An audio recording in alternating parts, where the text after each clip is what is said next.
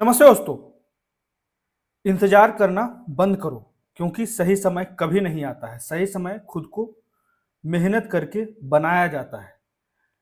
मात्र 68 डेज बचे हुए हैं यूपीएससी के प्रीलिम्स के एग्जामिनेशन के लिए, जो कि 26 मई को डेट निर्धारित किया गया है। इसलिए ताबड़तोड़ मेहनत करते रहें और लगातार जो है टेस्ट पेपर देते रहें और प्रीवियस ईयर को साथ में एनालाइज करते रहें, जिससे कि आपको पता रहे कि किस तरह का ट्रेंड फॉलो किया जा रहा है यूपीएससी में। तो आइए शुरू करते हैं आज का डिस्कशन।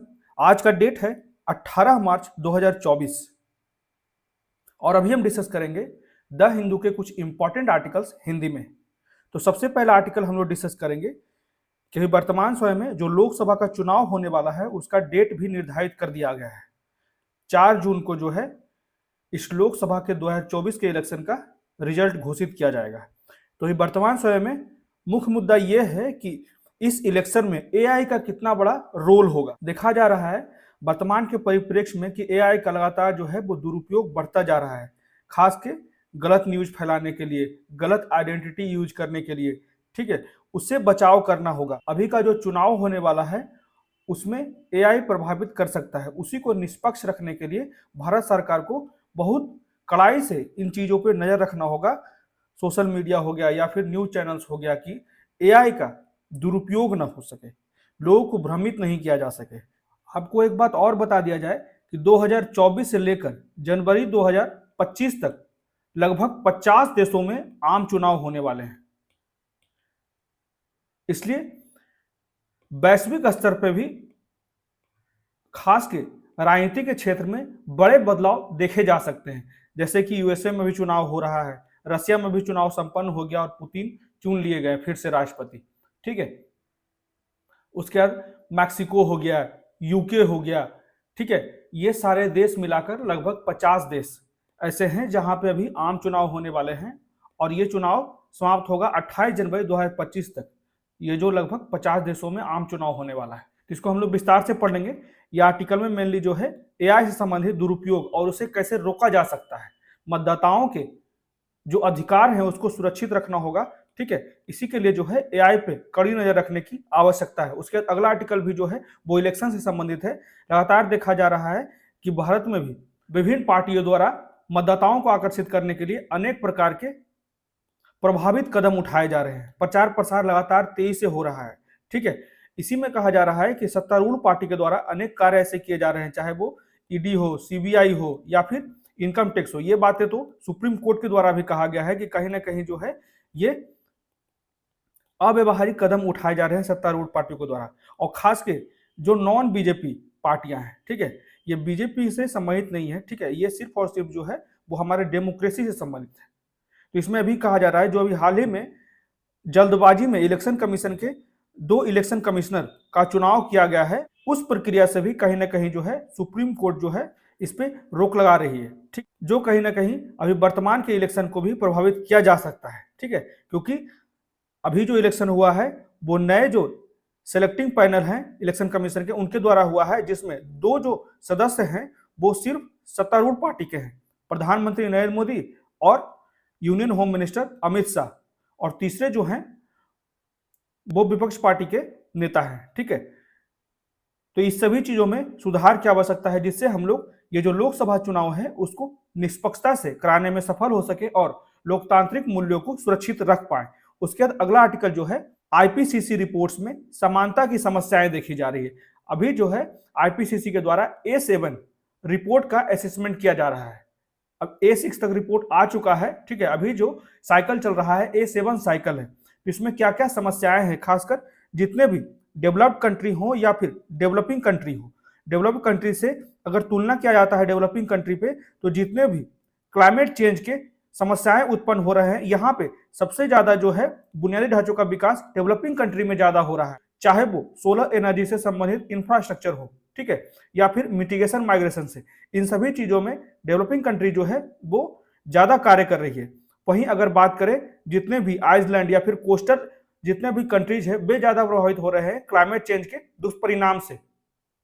तो इसलिए जो है यहाँ पे क्लियर कहा जा रहा है इस आर्टिकल में कि सभी को मिलकर कार्य करने की आवश्यकता है, जिससे कि हम लोग क्लाइमेट चेंज से संबंधित जो समस्याएं हैं 2030 तक जो है 2% तक की जो हमारा एवरेज टेम्परेचर है उसको कम करने की आवश्यकता है। उसके लिए वैश्विक स्तर पर सभी देशों को एकजुट होकर कार्य करने की आवश्यकता है। तो इसको भी हम लोग विस्तार से पढ़ लेंगे। तो आइए शुरू करते हैं आज का डिस्कशन। सबसे पहले जो आर्टिकल है एआई का क्या रोल है, ठीक है। यहाँ पे क्लियर कहा जाता है AI dark dimension in the many elections. तो इसके बारे में हम लोग विस्तार से पढ़ लेते हैं कि आर्टिफिशियल इंटेलिजेंस मॉडल जो है वो और लगातार उसका जो है प्रसार हो रहा है, एआई का जो है लगातार प्रसार किया जा रहा है। तो उससे पता चला है कि हम मानव प्रगति के इतिहास में एक महत्वपूर्ण मोड़ पे हैं।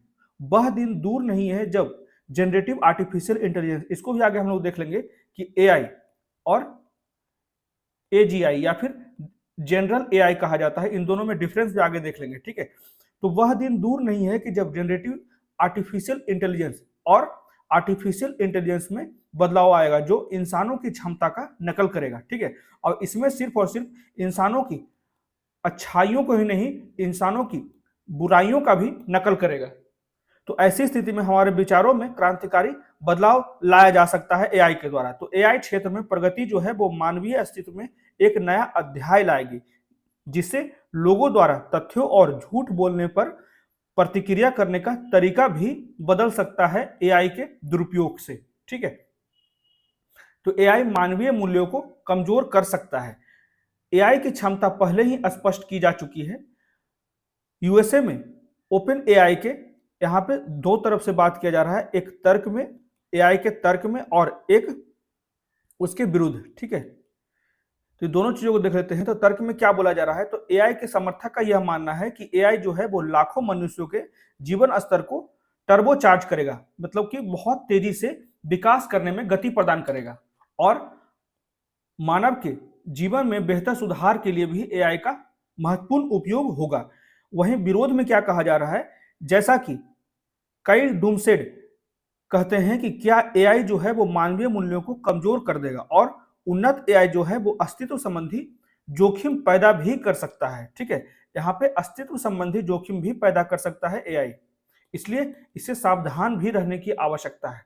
अब देख लेते हैं एआई का क्या योगदान हो सकता है खास के चुनावी परिदृश्यों में। तो भारत में जो है अभी डेट घोषित कर दिया गया है चुनाव के लिए। 7 चरण में चुनाव होने वाले हैं, ठीक है। और यह चुनाव जो है वो 19 अप्रैल से 1 जून तक चलेगा और 4 जून को जो है वो रिजल्ट घोषित किया जाएगा। लेकिन राजनीतिक दल और मतदाता जो है वो एआई आयाम को नजरअंदाज नहीं कर सकते। इस वर्ष जो है, अभी हम लोगों ने पहले ही बात किया था, लगभग 50 देशों में जो है वो आम चुनाव है। भारत, मैक्सिको, यूनाइटेड किंगडम, संयुक्त राज्य अमेरिका के अलावा दुनिया भर के 50 अन्य देशों में भी चुनाव होने हैं, ठीक है। यह जो आम चुनाव चलेगा वो वैश्विक स्तर पे लगभग 28 जनवरी 2025 तक चलेगा। तो ये चुनाव जो है वो लाखों लोगों के भाग्यों को बदलने के लिए तैयार है, क्योंकि हम लोग जो है इस चुनाव में अपने आने वाले समय के लिए 5 वर्षों के लिए, विभिन्न देशों में अलग अलग नियम है, ठीक है, कहीं 4 वर्षों की भी बात की जाती है। तो यहाँ पे हम अपने प्रतिनिधि को चुनेंगे जो हमारे आने वाले भविष्य को बेहतर करने के लिए कदम उठाएंगे और नीति निर्माताओं, मतदाताओं को इस तरह के तकनीक के सकारात्मक और नकारात्मक प्रभाव पर भी विचार करने की आवश्यकता है। एआई में तेजी से तकनीकी प्रगति से इसकी नवीनतम अभिव्यक्ति जैसे कि जनरेटिव एआई जो कि गतिशील सिमुलेशन प्रदान करती है और वास्तविक दुनिया की बातचीत का नकल करता है, ठीक है। सबसे ज्यादा समस्या जो है वो जनरेटिव एआई का है, जो इंसानों के गतिविधियों पर नजर रखता है और उसी से नकल करता है, ठीक है, और अपने कार्य करते हैं। तो एआई सिस्टम जो है वो मानव की क्षमता का अनुकरण करते हैं, वे संभावित प्रभाव पर पूरी तरह से विचार करते हैं, लेकिन यह सब जो है वो चुनावी गतिशीलता के एक और आयाम का संकेत देता है जिसे नजरअंदाज नहीं किया जा सकता है। जो समस्याएं हैं एआई की, वैश्विक स्तर पर विभिन्न देश जो है अनेक प्रकार के बैन लगा रहे हैं। भारत के द्वारा भी अभी गूगल में जैसे जेमिनी का यहाँ पे बैन लगाया गया है, गूगल का लगभग 10 ऐप पे भी बैन लगाया गया है। जिससे क्या कारण है, एआई का दुरुपयोग ही देखा गया है, चाहे वो डीप फेक हो, ठीक है, या फिर गलत सूचना का प्रसार हो, या फिर किसी के व्यक्तिगत आइडेंटिटी का दुरुपयोग हो। ये सारी चीजें जो है वो एआई के द्वारा किया जा रहा है। इसी के लिए लगातार जो है कठोर कदम उठाए जा रहे हैं वैश्विक स्तर पर विभिन्न देशों के द्वारा, ठीक है। तो एआई का उपयोग जो है वो मतदाताओं और उनको अधिक भ्रमित भी कर सकता है। हाल ही में एक पीयू के रिपोर्ट में पाया गया है कि अधिकांश भारतीय जो हैं वो अधिनायकवाद, ठीक है, एक नेता को ज्यादा से ज्यादा समर्थन कर रहे हैं। तो एआई का उपयोग करने वालों को ऐसे माहौल में, ठीक है, तो एआई का जो उपयोग कर रहे हैं ऐसे माहौल को वो भुना सकते हैं, उसका सकारात्मक प्रयोग कर सकते हैं, ठीक है, वो अपने ओर ज्यादा मतदाताओं को आकर्षित कर सकते हैं, ठीक है, और अधिक भ्रमित कर सकते हैं। इसलिए यहाँ पे ध्यान रखने की आवश्यकता है और इलेक्शन कमीशन को लगातार जो है इस पर कड़ी नजर रखने की आवश्यकता है। तो वैसे भी कई लोग जो हैं वो पहले से ही दुनिया भर में 2024 में होने वाले चुनाव को एआई सॉफ्टवेयर द्वारा बनाए गए डीप फेक इलेक्शन के रूप में संदर्भित कर रहे हैं, ठीक है। ऐसे भी वैश्विक स्तर पे बहुत से लोग जो हैं अभी चुनाव को जो कहा जा रहा है कि एआई जो है वो बहुत बड़ी मात्रा में जो है वो एआई जो है चुनाव को प्रभावित कर देगा, ठीक है। यह पूरी तरह से सच है या नहीं ये आने वाला समय ही बताएगा, ठीक है। और डीप फेक सिंड्रोम जो है वो अपरिहार्य प्रतीत हो रहा है। तो यह देखते हुए कि प्रत्येक नया चुनाव प्रचार जो है वो नई तकनीक को बढ़ावा दे रहा है, जिसका उद्देश्य जो है वो मतदाताओं को भ्रमित करना और परेशान करना है, जिससे यह डीप फेक की अनिवार्यता की ओर एक छोटा सा कदम है, ठीक है। गलत सूचना का प्रसार इस तरह से बनाया जाता है कि वो सच से भी ज्यादा सच लगता है। तो इस झूठ से बचे और जितने भी ऑथेंटिक प्लेटफॉर्म है वहां से ही अपने इंफॉर्मेशन को कलेक्ट करें, तभी भी किसी धारणा पे पहुंचे, ठीक है। तो एआई जो है वो नियतिवाद पर काबू पाना चाहता है। एआई तकनीकी झूठ को बढ़ाना, गलत धारणाओं को बढ़ावा आसान बनाती है। दुष्प्रचार शायद ही कोई नई पद्धति या तकनीक हो और इसका प्रयोग पहले भी लगातार चुनाव में किया जा रहा है। तो नई बात क्या है, तो परिष्कृत एआई जो उपकरण है जो अपडेट किया गया है वो मतदाताओं को उस हद तक भ्रमित करने में सक्षम होंगे जो पहले ज्ञात नहीं था या फिर कल्पना भी नहीं किया जा सकता है। तो दुष्प्रचार के अलावा गलत जानकारी के ढेर उत्पन्न करने के लिए जो है एआई मॉडल का उपयोग किया जा रहा है विभिन्न पार्टियों के द्वारा, किसी एक पार्टी के द्वारा नहीं। हर एक पार्टी अपने बेहतर उपयोग के लिए आने वाले हितों के परिणाम को निर्धारित करने के लिए एआई का ज्यादा से ज्यादा प्रयोग करे, जिससे मतदाताओं को भ्रमित किया जा सके और अपनी ओर आकर्षित किया जा सके, ठीक है। तो जागरूकता की आवश्यकता यहाँ पे है। लोकतंत्र को बाधित होने से बचाने के लिए एआई को सीमित करने की आवश्यकता है और बहुत कड़े यहाँ पे नियम बनाने की आवश्यकता है, जिससे एआई का संचालन जो है वो सही तरीके से किया जा सके। केवल एआई और एआई फेक की विघटनकारी प्रकृति के बारे में जागरूकता जो है वो पर्याप्त नहीं है, और भी जो चाहे वो इंटरनेट का दुरुपयोग किया जा रहा है, ठीक है, या फिर जितने भी टेररिस्ट हैं वो सोशल अकाउंट का उपयोग कर रहे हैं युवाओं को भ्रमित करने के लिए, इधर भी हमें ध्यान रखने की आवश्यकता है। तो विशेष रूप से लोकतंत्र के लिए मतदाताओं के विचार व्यवहार को विकृत करने वाली ऐसी रणनीति को रोकना बहुत ज्यादा आवश्यक है। तो एआई द्वारा नियोजित रणनीति जो है वो मतदाताओं को अधिक अविश्वासी बनाती है। लगातार देखा जा रहा है कि एआई का जो झूठ फैलाने का जो गति है उससे मतदाता जो है वो निर्धारित नहीं कर पा रहे हैं कि कौन सा पार्टी बेहतर है और हमारे भविष्य के लिए कौन बेहतर नीति निर्माण करने में सक्षम होगा। तो ऐसे नियंत्रण और संतुलन स्थापित करना महत्वपूर्ण होगा जो एआई नियतिवाद के प्रयासों को रोकने वाला है, ठीक है, जो हमारे प्राकृतिक सोच को प्रभावित कर रहा है। अब इसके बावजूद और एआई की क्षमता को ध्यान में रखने की आवश्यकता है, तो इसलिए घबराने की आवश्यकता नहीं है। ऐसे कई नियंत्रण और संतुलन उपलब्ध है हमारे देश में। तकनीक जो विशेषज्ञता है वो मौजूद है हमारे देश में, जो एआई की कुछ अधिक खतरनाक विशेषताओं को नकारने के लिए किया जा सकता है, ठीक है। जो खतरनाक एआई का प्रभाव पड़ सकता है उसको रोकने के लिए हम सक्षम हैं, बस सही तरीके से कार्यान्वयन करने की आवश्यकता है। तो इसे ध्यान रखिएगा, ठीक है। तो समस्याओं की पहचान कैसे की गई है, जैसे गूगल से जुड़ी हाल ही में कई अशुद्धियां पाई गई और विभिन्न देशों में गूगल का विरोध किया गया, ठीक है। एआई हो या फिर एजीआई पर हर परिस्थितियों में भरोसा नहीं किया जा सकता है। व्यक्तियों और व्यक्तित्वों की गलत तरीके से प्रदर्शित करना, ठीक है, और चित्रित करना, जिससे कि भारत सहित दुनिया भर में गूगल एआई मॉडल पर जनता जो है बहुत ज्यादा गुस्से में है और ये जो है एआई के खतरे को अच्छी तरीके से प्रदर्शित करने में सक्षम हो रही। जो अभी परिस्थितियां बन गई है एआई के कारण, उससे विभिन्न देश जो है बहुत अच्छी तरह से अवगत है। इसलिए इसे संतुलित करने के लिए लगातार जो है वो नवीन तकनीक के द्वारा इसे संतुलित करना होगा और नीति निर्माण के द्वारा, ठीक है। तो अब हम लोग देख लेते हैं जो पहले के एआई थे और वर्तमान में जनरल एआई है, दोनों में क्या डिफरेंसेज है। तो जो साधारण एआई है उसमें ह्यूमन इंटेलिजेंस को ध्यान नहीं दिया जाता था, वो मानवीय प्रक्रिया से नकल नहीं करते थे, ठीक है। इसलिए उसे वीक एआई कहा जाता है। उसके बाद ये आर्टिफिशियल कॉन्सिक्वेंसेस के कमियों को यहाँ पे दर्शाता था, ठीक है, और ये जो है वो अनफेयर प्रॉब्लम्स को सॉल्व करने में सक्षम नहीं था, ठीक है। अब जो जनरल एआई है वो सिमिलर टू ह्यूमन इंटेलिजेंस है, वो मानवीय प्रतिक्रिया मानसिकता से नकल करके बनाया गया है, ठीक है। तो इसलिए इसे स्ट्रॉन्ग एआई भी कहा जाता है और ये जो है मानव की तरह सोचने में सक्षम है, ठीक है, और ये प्रयास करता है कि वर्तमान समय के साथ ये कदम से कदम मिलाकर चल सके जनरल एआई की जो मानसिकता है, और ये अनफेयर प्रॉब्लम्स को सोल्व करने में भी सक्षम है। तो ये था डिफरेंस जो है नैरो एआई और जनरल एआई के बीच में।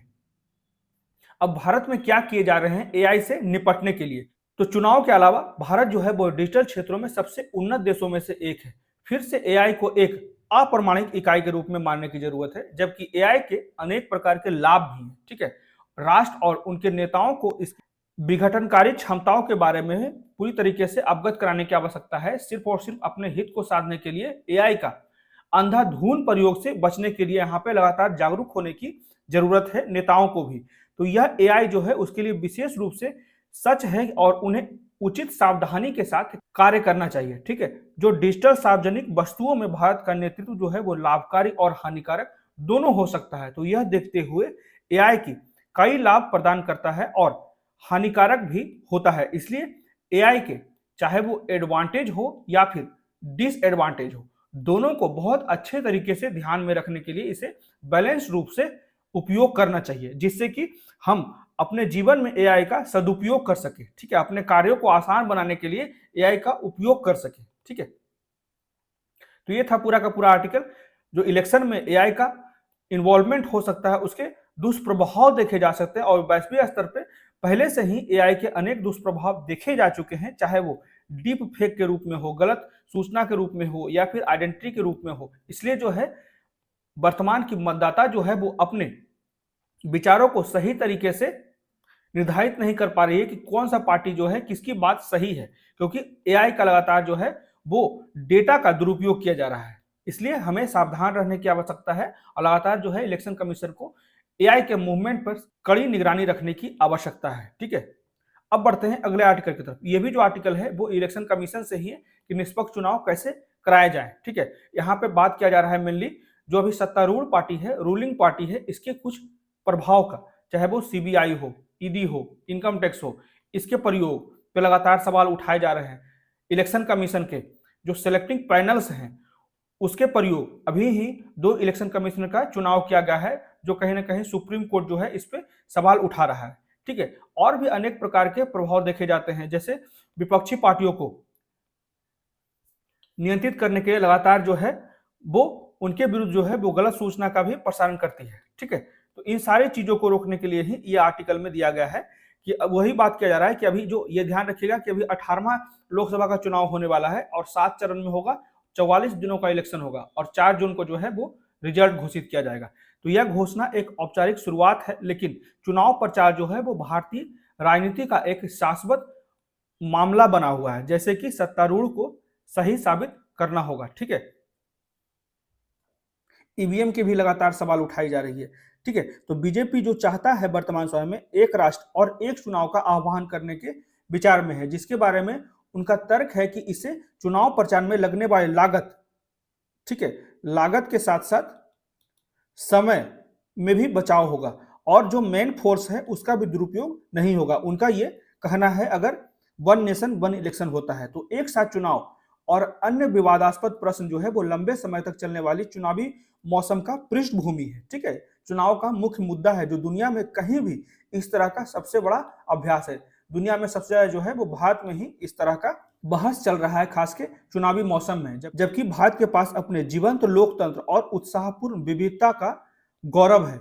इसके पर्याप्त कारण है और एक ईमानदार और आत्मनिरीक्षण गंभीर हो सकता है। तो 2019 से भारत में जो है सत्तारूढ़ पार्टी का लगातार प्रयास रहा है कि प्रगति और समृद्धि के युग में हमारे देश को लगातार विकास को तेजी से आगे बढ़ाना है और इसका प्रचार जो है जोर शोर से सत्तारूढ़ पार्टियों के द्वारा किया जा रहा है। लेकिन विपक्ष जो है वो सत्तारूढ़ पार्टियों के आलोचना करने में बहुत ज्यादा सफल नहीं हुई है, ठीक है। उनकी आलोचना जो है वो कमजोर ही रही है, लोगों को बहुत कम ही प्रभावित कर पाई है। तो चुनाव में कौन कौन सी समस्याएं हैं, यह एक असमान खेल का मैदान काफी हद तक मीडिया, ठीक है, मीडिया का भी जो है झुकाव, पक्षपात मुख्य मुद्दा बना हुआ है, ठीक है। उसके बाद ब्यूरोक्रेट्स का भी झुकाव, गवर्नर्स का भी झुकाव, ठीक है, चाहे वो इलेक्शन कमीशन का झुकाव, ठीक है। तो ये सारी चीजें जो है कहीं ना कहीं चुनाव की प्रक्रिया पे प्रश्न चिन्ह उठाता है। और निजी क्षेत्र का जो इलेक्टोरल बॉन्ड में इतनी बड़ी मात्रा में निवेश करना आने वाले भविष्य को देखकर, या फिर जो बड़े मामले आते हैं, बहुत से जो उद्योग हैं उन पे अगर अनेक प्रकार के आरोप लगे हैं, तो उससे बचने के लिए बड़ी मात्रा में जो है वो इलेक्टोरल बॉन्ड खरीदे गए थे, जिसे अभी हाल ही में सुप्रीम कोर्ट ने रद्द कर दिया, ठीक है। तो ये सारी चीजें जो है वो कहीं ना कहीं चुनाव की प्रक्रिया पे प्रश्न चिन्ह उठाते हैं। और अन्य दलों और अभिनेताओं को प्रभावित करने के लिए भाजपा द्वारा लगातार देखा जा रहा है कि विभिन्न जितने भी अभिनेता हैं या बड़ी हस्ती हैं, खिलाड़ी हैं, उनको सत्तारूढ़ पार्टियां आकर्षित करके उन्हें विभिन्न स्थानों से चुनाव में खड़ा करे, जिससे लोगों को आकर्षित किया जा सके। और भाजपा द्वारा राज्य की शक्ति के दुरुपयोग का परिणाम देखा जा रहा है अभी वर्तमान समय में, ठीक है। तो इसी में अंतर्निहित समस्याएं जो है वो विपक्ष को और कमजोर कर रही है, ठीक है। और यह इस बारे में बहुत कुछ कहता है कि राज्य एजेंसियां कैसे झुकाव रखती है एक पार्टी की ओर, ठीक है, एक सोच की ओर, जो कि लोकतंत्र के लिए बहुत ज्यादा हानिकारक है। तो चुनावी बॉन्ड योजना, ठीक है, अभी हम लोगों ने बात किया, जिसे भारत के सर्वोच्च न्यायालय द्वारा असंवैधानिक घोषित कर दिया गया है, के बारे में अब तक बहुत से खुलासे हो चुके हैं और चुनावी प्रक्रिया में घटित निष्पक्षता के एक गहरे समस्या को भी उजागर करता है। जो इलेक्टोरल बॉन्ड में इतनी बड़ी मात्रा में निवेश हुए हैं, ये कहीं ना कहीं चुनाव को एक पक्षीय झुकाव की ओर प्रदर्शित करता है। इसलिए इन सारी चीजों से बचने की आवश्यकता है और इलेक्शन कमीशन को इन सारी जो समस्याएं हैं उसको इंगित करने की आवश्यकता है और इसे कैसे दूर करना है उसको सही रणनीति बनाने की आवश्यकता है। अब देखिए, बात आ गया है इलेक्शन कमीशन के सदस्यों की नियुक्ति की प्रक्रिया जो है वो भी विवादास्पद रही है। तो परिस्थितियों को देखते हुए भारत के चुनाव आयोग के लिए यह सुनिश्चित करना एक कठिन काम है कि चुनाव प्रक्रिया न केवल निष्पक्ष हो बल्कि वो सही रूप में निष्पक्ष दिखे, ठीक है। यह भी बात किया जा रहा है कि इलेक्शन कमीशन ऑफ इंडिया के सदस्यों के अचानक चले जाने, ठीक है, दो जो इलेक्शन कमिश्नर, एक रिटायर हो गए और एक ने इस्तीफा दे दिया, और उसके बाद दो इलेक्शन कमिश्नर को अभी वर्तमान में जल्दबाजी में ही नियुक्त कर दिया गया, जिससे कहीं ना कहीं चुनाव पे प्रतिकूल प्रभाव पड़ सकता है। इसलिए जो है वो इलेक्शन कमीशन के सदस्यों की नियुक्ति की प्रक्रिया भी जो है वो विवादास्पद बनी हुई है, क्योंकि इसमें पूरा नियंत्रण जो है वो राजनीतिक कार्यकारिणी ने खुद को दिया है, ठीक है, सत्तारूढ़ पार्टी ने खुद को दिया है, और विपक्षी नेता ने इतने लंबे चुनाव कार्यक्रम की आवश्यकता पर भी सवाल उठाया है। तो पश्चिम बंगाल का एक मामला है जिसमें जहां भाजपा हर संभव प्रयास कर रही है कि सभी 7 चरणों में मतदान अलग अलग हुए हैं, जबकि ईसीआई का ईवीएम, ठीक है, voting machine, electronic voting machine का बचाव उचित है, उसे उन पर जनता का विश्वास सुनिश्चित करने के लिए और अधिक प्रयास करने की आवश्यकता है। तो दाताओं द्वारा, जितने भी वोटर्स हैं उसके द्वारा निजता के अधिकार के दावे और मतदाता के सूचना के अधिकार के बीच संघर्ष में ईसीआई का टाल मटोल भी अनुचित है, ठीक है। यहाँ पे जो है राइट टू प्राइवेसी और जितने भी राइट टू इंफॉर्मेशन है उसको सही तरीके से भी लाने की आवश्यकता है, जिससे कि हमारा चुनाव जो है वो पारदर्शी बना रहे। खासकर न्यायालय पर द्वारा प्रश्न का निपटान करने के बाद ही ऐसे सवाल उठाए गए। तो ईसीआई को पता होना चाहिए कि जब पृथ्वी पर सबसे बड़ी लोकतंत्र जो है वो भारत है, तो इसके आकलन करने की बात जो है वो सभी के निगाहों पर होती है। वैश्विक स्तर पे जो है जो चुनाव हो रहा है भारत में, क्योंकि भारत जो है वो वैश्विक स्तर पे एक सबसे बड़ा लोकतंत्र देश है, इसलिए जो है और लोकतंत्र को सही तरीके से स्थापित रखने के लिए यहाँ का चुनावी प्रक्रिया जो है वो वैश्विक स्तर पे बहुत ज्यादा ध्यान आकर्षित करता है। इसलिए जो है इस चुनाव की प्रक्रिया को पारदर्शी और निष्पक्ष रखने की आवश्यकता है और जो समस्याएं हमने अभी तक डिस्कस किया है उसको सही तरीके से नियंत्रित करनी ही होगी, तभी जाकर हम लोग जो है वो अपने लोकतांत्रिक मूल्यों को सुरक्षित रख पाएंगे। तो ये था पूरा का पूरा आर्टिकल, ठीक है, कि किस तरह से चुनाव अभी होना चाहिए। डेट निर्धारित कर दिया गया है कि 7 चरण में चुनाव होगा, ठीक है, 44 दिन लगभग जो चुनाव के हैं और 4 जून को जो है वो परिणाम घोषित किया जाएगा, ठीक है। अब बढ़ते हैं अगले आर्टिकल की तरफ। इसमें कहा जाता है आईपीसी रिपोर्ट्स के बारे में हम लोग बात करेंगे, जिसमें the problems of equality in IPC reports, इसमें डेवलपिंग कंट्री और डेवलप्ड कंट्री दोनों की व्यवहार्यता की बात की जा रही है, क्योंकि लगातार जो है वो आईपीसी रिपोर्ट जो दिया जाता है सिर्फ और सिर्फ क्लाइमेट चेंज के बारे में दिया जाता है, क्लाइमेट चेंज के प्रतिकूल प्रभाव जो है वैश्विक स्तर पे देखे जा रहे हैं, लगातार जो है वो बर्फ पिघल रहे हैं पोलर रीजन में, ठीक है। और जितने भी इक्वेटोरियल क्षेत्र हैं वहां पे जलों के स्तर जो है कम होते जा रहे हैं, मौसम के दुष्परिणाम देखे जा रहे हैं, मानसून की अनियमितताएं देखी जा रही है जो कृषि पे प्रतिकूल प्रभाव डाल रही है, जिससे लगातार जो है मुद्रास्फीति में वृद्धि होता जा रहा है, ठीक है। हर एक चीज को हम लोग इंटरकनेक्ट कर सकते हैं।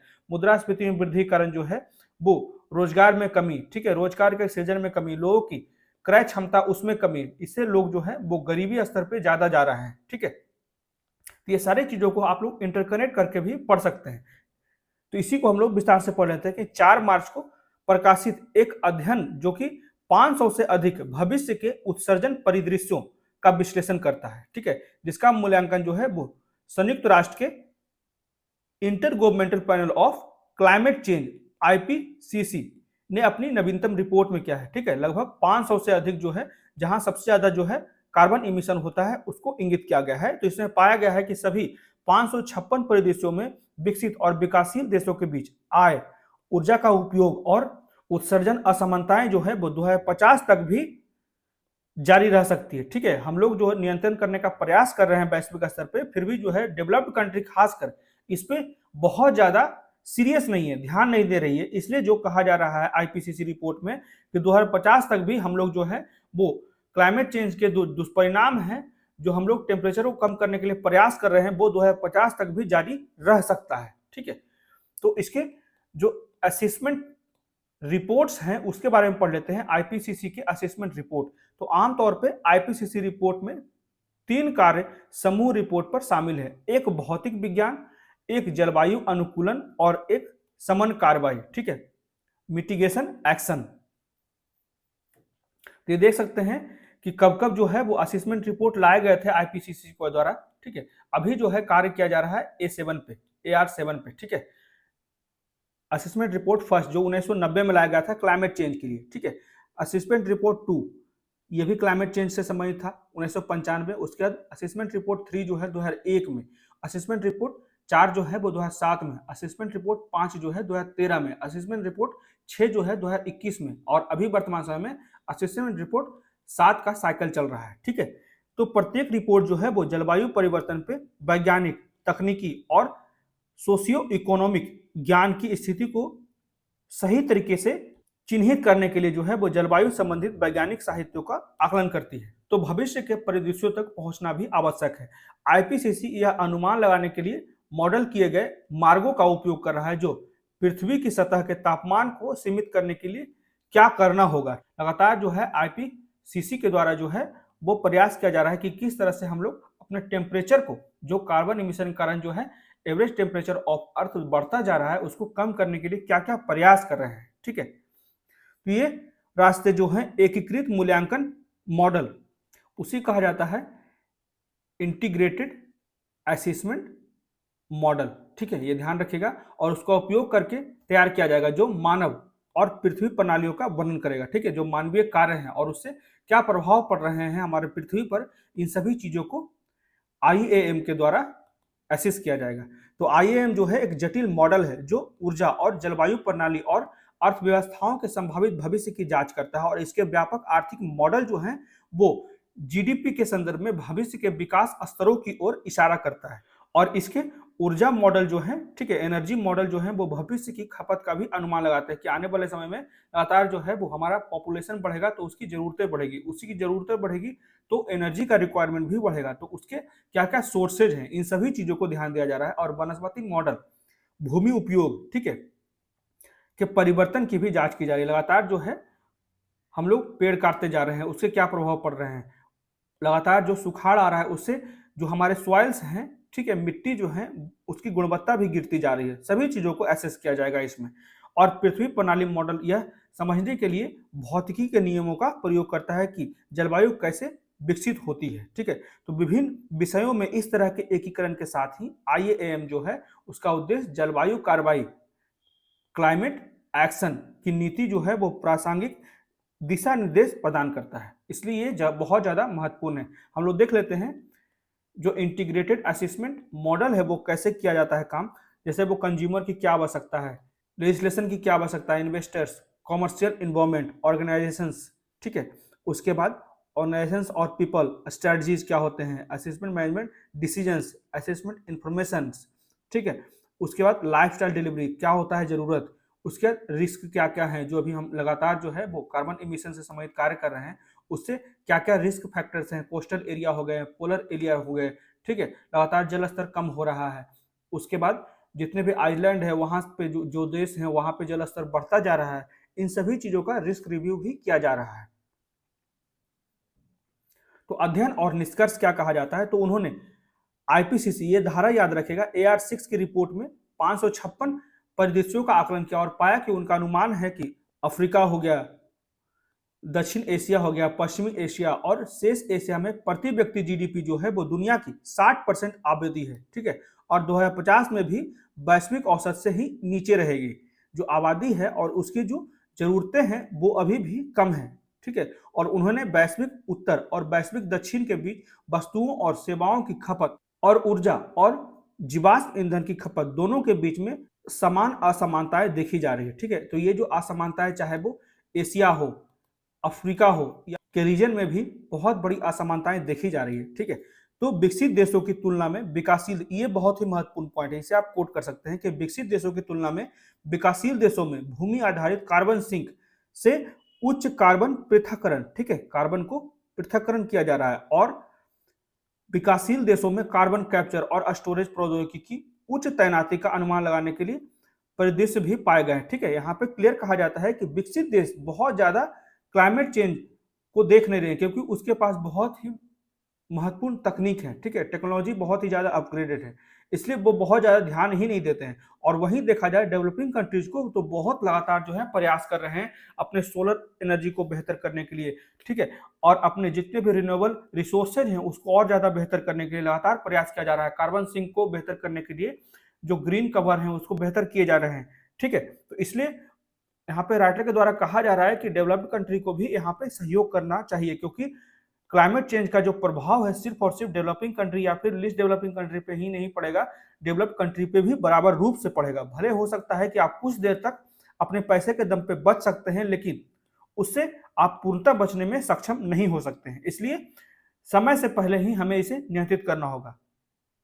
और इसी में निष्कर्ष में कहा जाता है कि गरीब देश जो है वो समन कार्रवाई और कार्बन डाइऑक्साइड हटाने और सीसीएस दोनों का बोझ उठाए हुए हैं, ठीक है। सबसे ज्यादा जो समस्या जो होता है वो गरीब देशों, कोस्टल एरिया में भी लगातार जो है वो गरीब देश ही रहते हैं, आइलैंड के देश भी जो है मैक्सिमम गरीब देश ही है, तो इन्हें सबसे ज्यादा प्रभाव हो रहा है। इसलिए यहाँ पे सही तरीके से समन प्रक्रिया करने की आवश्यकता और नवीन तकनीक लाए जाए, जिससे कि इनके पास आपदा से पहले इंफॉर्मेशन मिल जाए, या फिर सोलर एनर्जी से संबंधित इनके जो बुनियादी ढांचे हैं उनको बेहतर करने के लिए सहयोग करने की बात की जा रही है।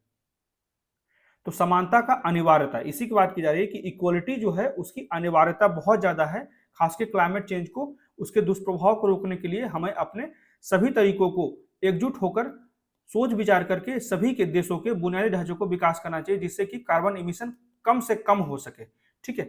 तो समानता और सामान्य लेकिन विभेदित जिम्मेदारियों के सिद्धांत जो है वो जलवायु परिवर्तन पर संयुक्त राष्ट्र फ्रेमवर्क कन्वेंशन में कहा जाता है कि कन्वेंशन के, यहाँ पे ये ध्यान रखिएगा, आर्टिकल 3 में कहा गया है कि देशों को मानव जाति की वर्तमान और भविष्य की पीढ़ियों के लाभ के लिए, सस्टेनेबल डेवलपमेंट के लिए समानता के आधार पर और उसकी सामान्य लेकिन विभेदित जिम्मेदारियों और संबंधित क्षमताओं के अनुसार जलवायु प्रणाली की रक्षा करनी होगी। इसी की बात की जा रही है कि हमेशा से प्रयास किया जाए इंटीग्रेटेड सहयोग करने की, सभी देश जो है वो एकजुट हों, खासकर ये जो है वो हमारा प्राकृतिक समस्या है, पूरा का पूरा पृथ्वी का ये समस्या है, जो क्लाइमेट के दुष्परिणाम देखे जा रहे हैं वो सभी को यहाँ पे प्रभाव पड़ रहा है। तो ये सिद्धांत मानते हैं कि जलवायु परिवर्तन से निपटने के लिए वैश्विक कार्रवाई की आवश्यकता है। गरीब देशों की तुलना में अमीर देश जो है वो बड़ी जलवायु कार्रवाई के जिम्मेदार हैं, तो इन जिम्मेदारियों को निभाने के लिए बेहतर होना होगा, खासकर डेवलप्ड कंट्री को। तो वैश्विक स्तर की तकनीकी और आर्थिक व्यवहार्यता के रूप में जलवायु कार्रवाई को देखने से IAM इंटीग्रेटेड असेसमेंट मॉडल का उपयोग करके हम लोग समन्वय कार्य को सही तरीके से कर सकते हैं, जिससे कि समानता जो है वो वैश्विक स्तर पे आ सकता है, ठीक है। जो लीस्ट डेवलप्ड कंट्री है या डेवलपिंग कंट्री है या फिर डेवलप कंट्री है, सभी लोग एकजुट हो जाएं तो ये समस्या ही खत्म हो जाए, जो कार्बन इमिशन हो रहा है उसको हम लोग समाप्त कर सकते हैं, ठीक है, उसको हम लोग नेट जीरो कार्बन इमिशन की ओर बढ़ सकते हैं, ठीक है।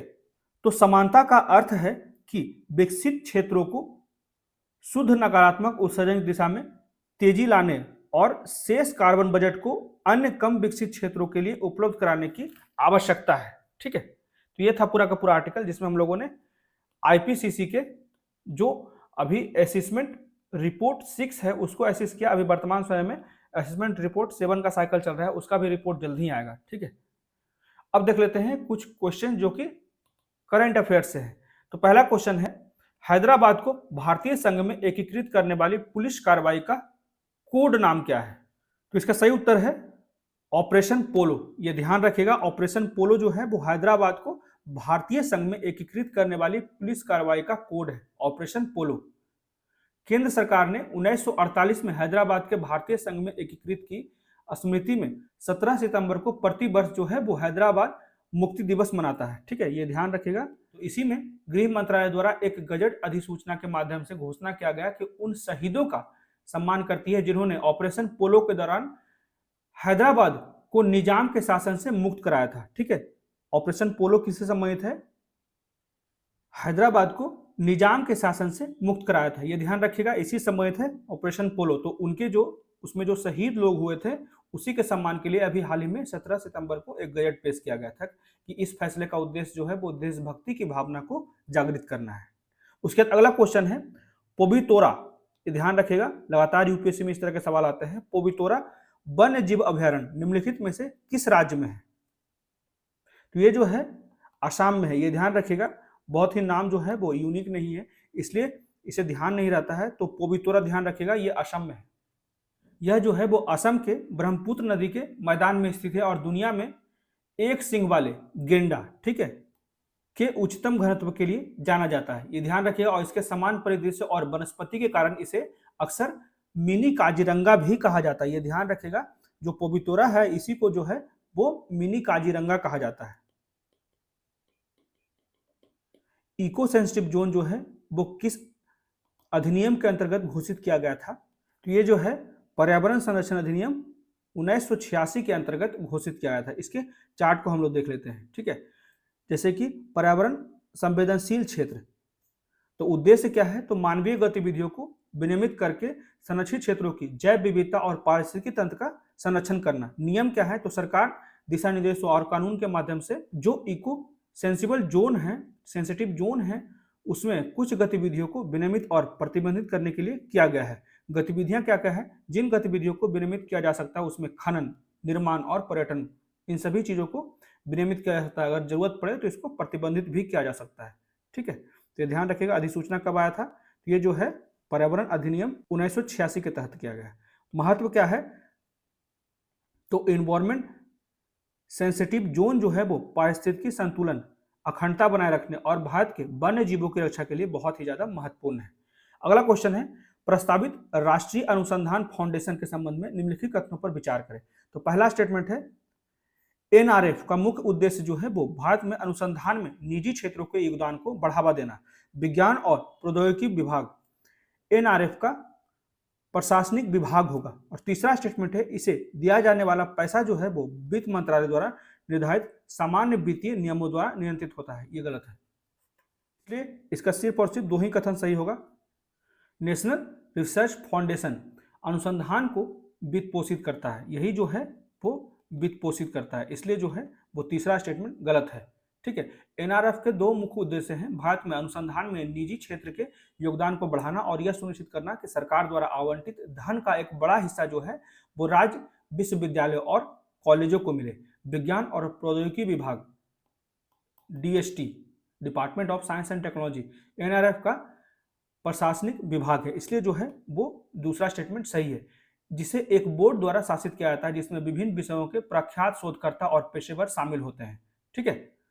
उसके बाद अगला क्वेश्चन है, हाल ही में भारत ने निम्नलिखित में से किस देश के साथ जो है वो इंटर गवर्नमेंटल फ्रेमवर्क एग्रीमेंट नामक एक समझौता पर हस्ताक्षर किया है? इसका सही उत्तर जो हो जाएगा सी, मतलब कि संयुक्त अरब अमीरात। 13 फरवरी 2024 को जो है यूएई के साथ अभी हाल ही में भारत के द्वारा हस्ताक्षरित किया गया है एक अंतर सरकारी फ्रेमवर्क समझौता। इस समझौते का मुख्य उद्देश्य जो है IMEC, ठीक है। भारत मध्य पूर्व यूरोप आर्थिक गलियारे पर ध्यान केंद्रित करते हुए द्विपक्षीय संबंधों को बढ़ावा देना और बंदरगाहों, समुद्रों और रसद क्षेत्रों में सहयोग को मजबूत करना, और यह सहयोग के क्षेत्र की रूपरेखा तैयार करता है और संबंधित देशों के नियमों के अनुरूप आईएमईसी में संयुक्त निवेश, ठीक है, आईएमईसी में संयुक्त निवेश और विकास के लिए सिद्धांत, दिशा निर्देश और समझौते को निर्धारित करता है।